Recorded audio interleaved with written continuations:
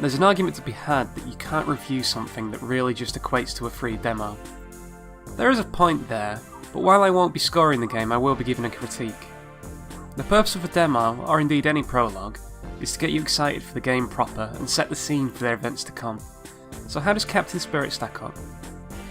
We play as Chris Erickson, a 9-year-old boy with an active imagination living in small-town Oregon with his down on his luck and total cock-end father. Between this and Chloe's stepdad in Life is Strange, I'm starting to worry about the devs at Don't Nod's relationship with their dads.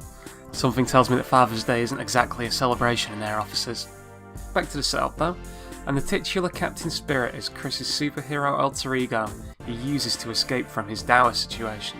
Chris's mother is notably absent, and early indications suggest that she's recently died. He deals with the loss by compartmentalising his issues into his wider superhero fantasy, and Dad Charles deals with the loss by day drinking and casual verbal abuse of Chris. You're free? Well, yeah, it's game day. Dads are allowed to drink early. Hey, I don't need a lecture from my son, thanks. I don't drink that much. There's an attempt to play Charles as even-handed and sympathetic. See, he used to be a basketballer but didn't quite make the grade. A story arc that someone at Don't Nod is irrationally proud of, as it is thrust in the player's face at every opportunity. An entire wall is dedicated to memorabilia, he spends the entire game watching basketball, his dialogue has sports references crowbarred into it. The whole thing is painfully unsubtle, which brings me to my biggest issue with the game. Exposition is so poorly handled here. The devs seem terrified that we might miss a reference, so we'll follow a subtle nod with a conspicuous sledgehammer. We're going to be heading into spoiler territory, so if you want to play the game, be warned. The worst instance of this comes when you read some letters that reveal your mother had died in a hit-and-run incident on the corner of Asteroid Avenue, a notably unusual street name for small-town America. Ah, you think. Captain Spirit's arch-nemesis is called Mandroid. Asteroid? Mandroid? His mortal enemy is who he considers the cause of the death. That's quite clever and subtle. Well, no. It explains it on the nose within the game, seemingly too smug to let that reference go unnoticed.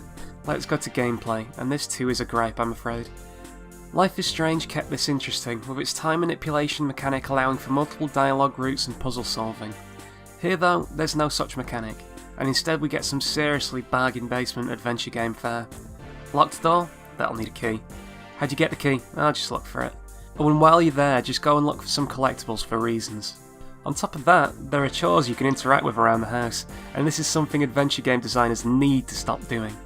Thematically, it makes sense, as it demonstrates Chris making menial tasks fun by playing as Captain Spirit. But you are making us do these dull tasks, knowing they are dull. It may come off as charming first time, but it's infuriating when your entire game is built on it. I'm leaving a bitter taste in the mouth right now, so let me list the things that are good. The art style and choice of music work with one another quite well, and the set pieces within Chris's imagination are painfully adorable. The move to an improved engine too makes for impressive visuals and lighting. Voice acting is pretty competent, and at no point does someone say hella. Ugh. Also, despite my cynicism, Chris does come across as an endearing protagonist, and there seems to be a lot threaded through the game that may set up nicely for Life is Strange 2. But the art style and sound choices already existed in Life is Strange, but in this case they're set along with this unsubtle story and clumsy exposition. The alcoholic dad with a failed career and the imaginative but lonely child is seriously formulaic stuff when compared to a story of a time-manipulating teen solving a disappearance. On the subject of Life is Strange, what of these decisions in Captain Spirit that affect the game proper? Or rather, decision. You have the choice to tell a concerned neighbour where your bruises came from. A bruise that came from your father, no less. It's a difficult choice, admittedly, but changes little in the game, so why would it change the future? After this decision is made, deadbeat dad de jour starts an argument and Chris runs outside before discovering special powers. And then the game ends. Just ends. Credits roll and a pre-order button for Life is Strange 2 flashes up. I'll pass for now, thanks. Again, I get that it's free, but to say that anything free must therefore be good is totally incorrect. I may not be investing money, but I'm investing my time, and I really feel let down. At the top of the review, I said that a demo should intrigue and excite for the full release. I'm afraid that this has achieved neither. Don't Nod's writing chops are not on show here, and the adventure gameplay is severely lacking. Looking at the Steam review pages, it's clear that I'm in the minority. And let's not forget that Life is Strange Episode 1 wasn't exactly the finest example of what was to come in future episodes.